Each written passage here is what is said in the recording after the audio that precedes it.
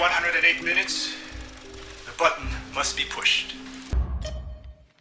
We need to push the button. No, we don't. It's a lie. It's not real. You've killed us all. I just saved us all. System failure. System failure. I was wrong.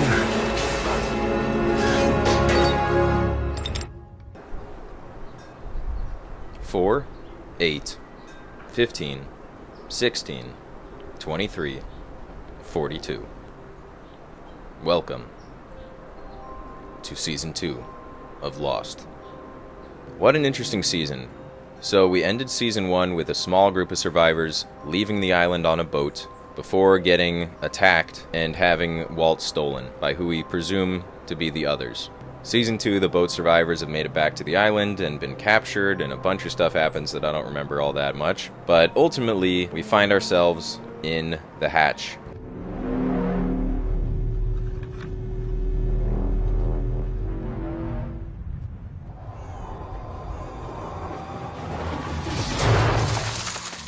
And the whole subplot with the hatch is, to me, the most interesting aspect of this entire thing. The idea of Hurley's lucky numbers, or unlucky numbers, as they quickly become, being tied to this hatch and tied to other characters is a really cool concept. The idea of a doomsday shelter on an island that has to be operated every 108 minutes is so clever, so unique, and so in the opposite direction of what most people would have thought of when writing this kind of a story. You know, you didn't see this plot in Castaway. One of my favorite additions to the cast this season is Michelle Rodriguez. These people were here before us. I thought it was really interesting. Her character dynamic, how she joins the group, is very similar to Negan's arc on The Walking Dead. You have this character who, completely by accident, killed one of the main characters.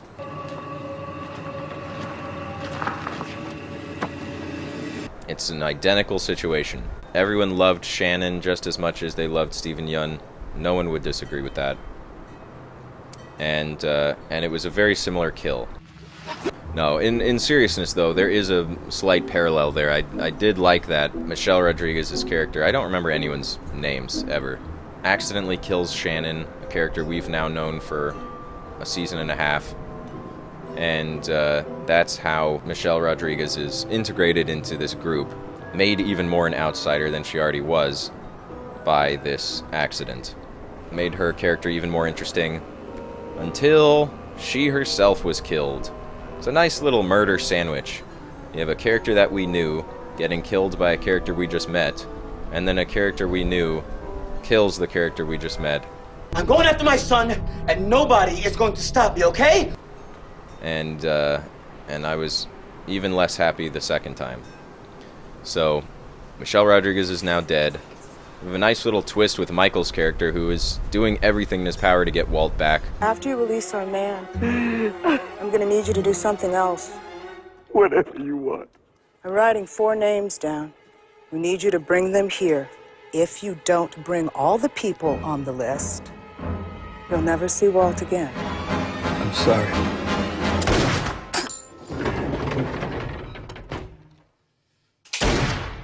A few things I remember from the season. Hurley destroying food on a deserted island. That was really frustrating to watch. And then the kind of back and forth with the others and this character that they've captured, Henry Gale. My name is Henry Gale. I'm from Minnesota. Who you don't know if he's a good guy or a bad guy. Who are you people? We're the good guys, Michael. His story doesn't really check out. And then Jesus Christ. And then they sort of have evidence that he wasn't lying, and then ultimately Sayid is able to uncover the truth that the alleged wife that he buried by the balloon is not in fact the mom from Moody's Point. I wonder where she is.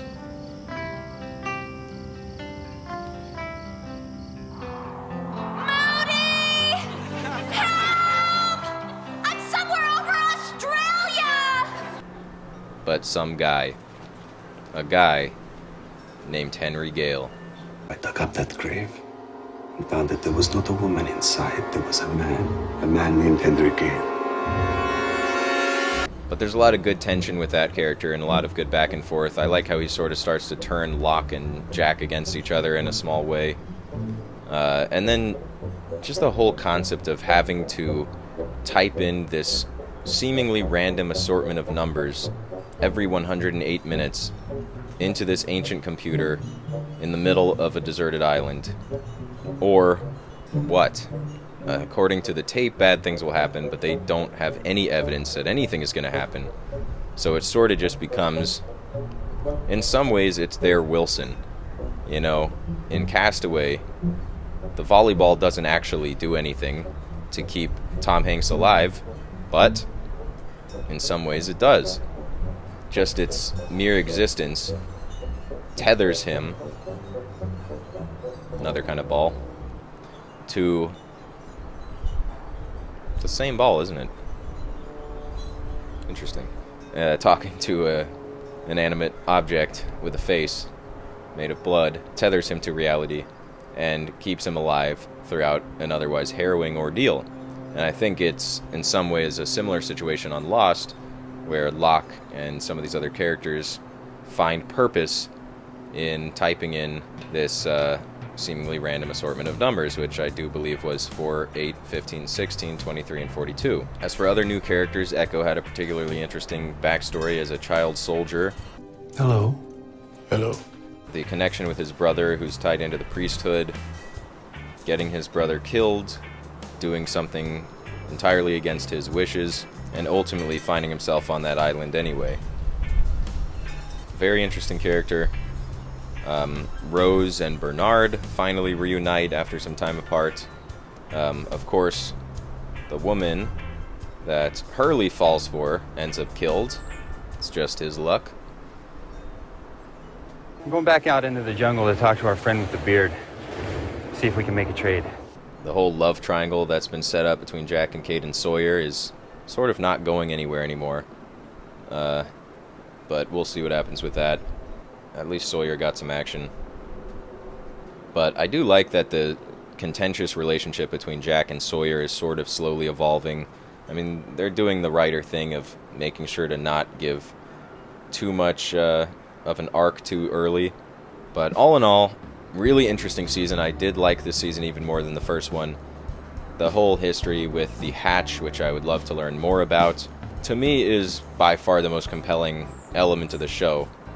The fact that there was this mystery box of a hatch that had been teased for so long in the last very long season, by the way. These are 20-plus episode seasons, how television used to be before you have Always Sunny putting out 8 episodes a year and claiming their title as longest live-action running sitcom of all time, which I think is just a bunch of bullshit.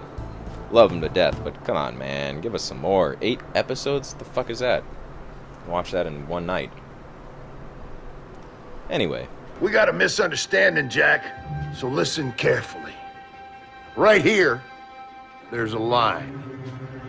You cross that line, we go from misunderstanding to something else. But yeah, I really like this season. I'm curious to see where it goes.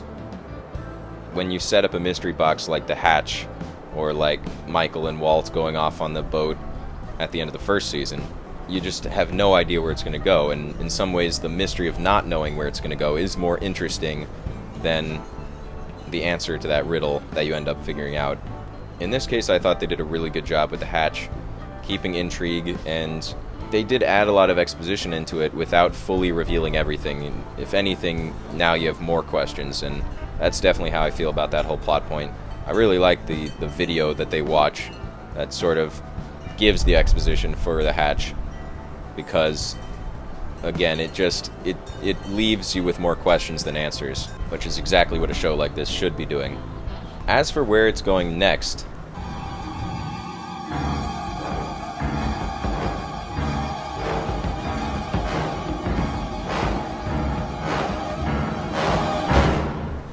I really don't know. I mean, I can see a world where Michael and Walt are able to make it back to the mainland and move on with their lives. I mean, they've certainly been through enough at this point. But at the same time, I just don't think that's how this story works. So I'm sure that they'll find their way back to the island eventually.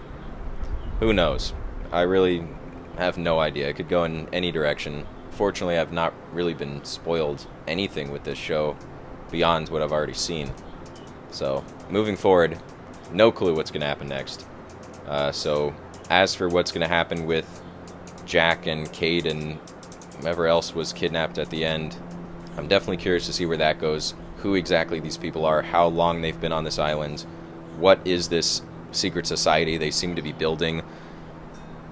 The implication seems to be that there's certain people from the main group of the island that they want to bring into the fold of their society.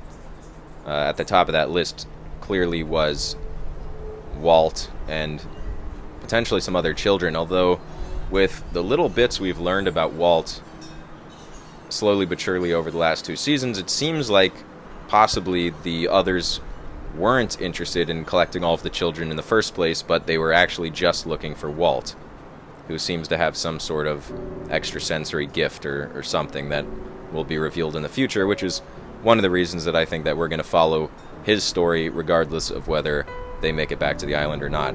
Definitely curious to see what happens with the others, curious to see what happens with the Hatch moving forward, and where that story goes, what exactly happened at the end of Season 2. It looked like the hatch exploded, so I don't know what happened to the people that were in the hatch at the time. A lot of questions. I'm definitely excited to go into Season 3. Let me know in the comments below what you thought of Season 2. Let me know your general thoughts on Lost. I want to kind of get a consensus of how the fan base feels about the show from season to season. If you have a favorite season, let me know what it is. And let me know if you want me to continue to do these videos.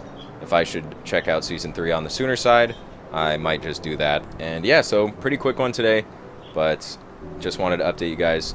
Have indeed seen Season 2. I know a lot of you guys were waiting to find out if I did watch it, and I did. I would never let you guys down. Anything to add?